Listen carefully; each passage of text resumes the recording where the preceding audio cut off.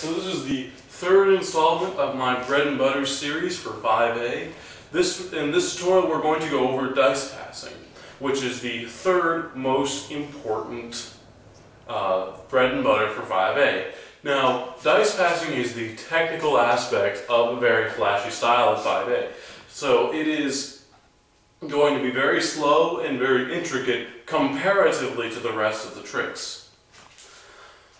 Now, the reason I am filming indoors is it's actually, though it looks really warm and nice outside, is it's actually around 40 degrees and I don't own a jacket, so it's cold out there.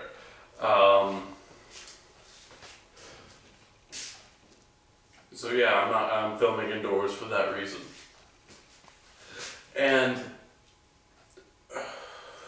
so, before you go and looking at dice passes, you need to know is that there are two different types of dice passes. There are vertical and there are horizontal.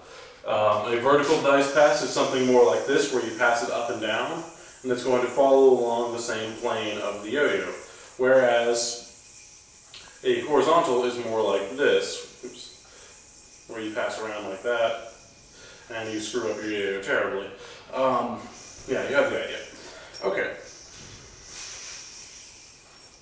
So, now, there are lots of ways to do this. Between the two of them, vertical dice passes are easier because they follow the course of the yo-yo and they have there's less error to actually be messed up with.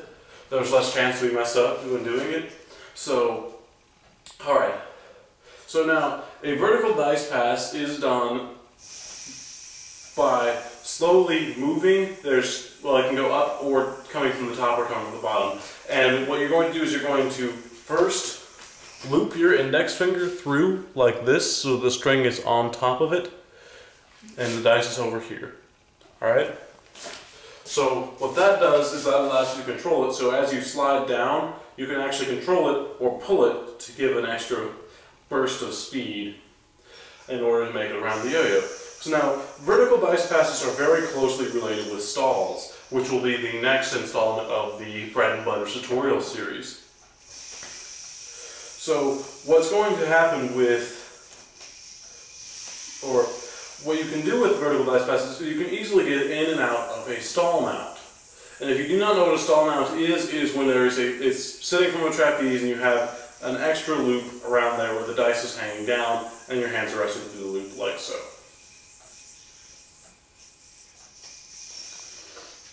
Alright, oops. Alright, so now there's lots of ways you can use vertical stall mounts, or no, vertical dice passes. You can easily control the plane of motion and control what sort of mount your yo-yo is in. It does not particularly get in and out of knot mounts, so it more or less just stays, whether it either stays in a knot mount or in a normal mount. So, some simple vertical dice passes to practice are what I call a Mach 5 vertical dice pass. I don't know whether that's actually what it's called, but that's what I call it. And it ends up in a mount that looks like this, where you can just pop on top and you're in a Mach 5.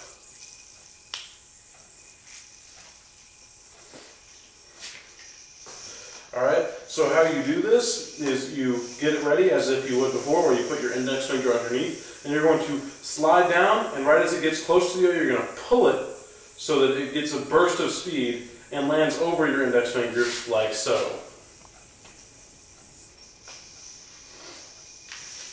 Oops, goodness.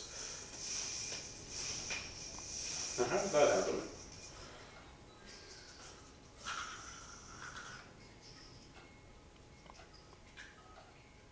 Sorry about this, we are having technical difficulties.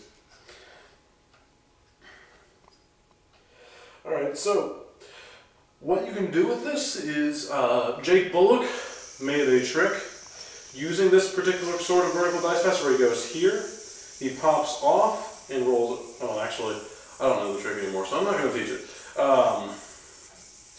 It's in his video inspired tricks. It's the first trick that he does. If you'd like to see it, I'll learn it again and make a separate tutorial for it. So, some of the ways you can use vertical dice passes is, again, they are used very closely related with stalls, and so they're a very common way of getting in and out of stalls. But they're also very good at faking and not going into stalls but looking like they did. So something that Sterling Quinn does a lot, as well as Juan Runeterra, is from going into a vertical dice pass as if you're going into a stall. If you underpass it right as it comes over, you land in something that is not a stall. If you can see, I'll move it over. It's actually not a stall at all. It's just nothing. It's just kind of like the Mach 5, only not. And so what you can do to make it look really smooth is if you come over, if you just underpass with your throw hand, following the same speed as the dice, so it underpasses like that, and it will not land in a stall, but land in something that is one grab short of being a stall. Alright? This is something used a lot by a lot of pro players, and something I highly recommend that you practice. It's kind of fun to do. It feels kind of strange when you're controlling it. It feels kind of like a tangler, even though it's not. Actually, it doesn't feel like a tangler. That was just me saying something. So, what I call that is a stall fakie. That's what I call it. I don't know if that's actually its name, but that's what I've come to express its name. Come to call it, because that's what it is. So, one of the ways you can use this is if you are to go over, you can oops, don't hit that string. If you were to continue over like this, if you actually continue it forward a little bit and catch the counterweight, you can come over like this, and you're in a tunnel mount. And so, with a tunnel mount, you can get out of it by just tossing the dice through, or you can just, from the tunnel, you can actually just come out and go through, and then the green triangle, and do your green triangle style tricks. Alright, there are lots of ways to use vertical dice passes. One of the tricks that I've come to use them in is a meltdown, or not, it's actually not the trick meltdown, but it breaks down into an E-fan. And so the trick that I do with it comes out from a cross-arm trapeze where you don't cross your arms. You're going to slide the under, just like in the Mach 5. Like that, only there's an extra loop. You're going to flip it over, bounce it off your shoulder, roll out when you have a clockwise going E-fan and an undermount.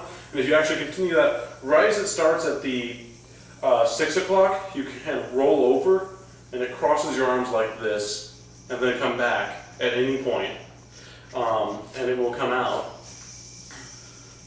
back into an E-fan where you can continue other tricks. When done at full speed, it looks like this.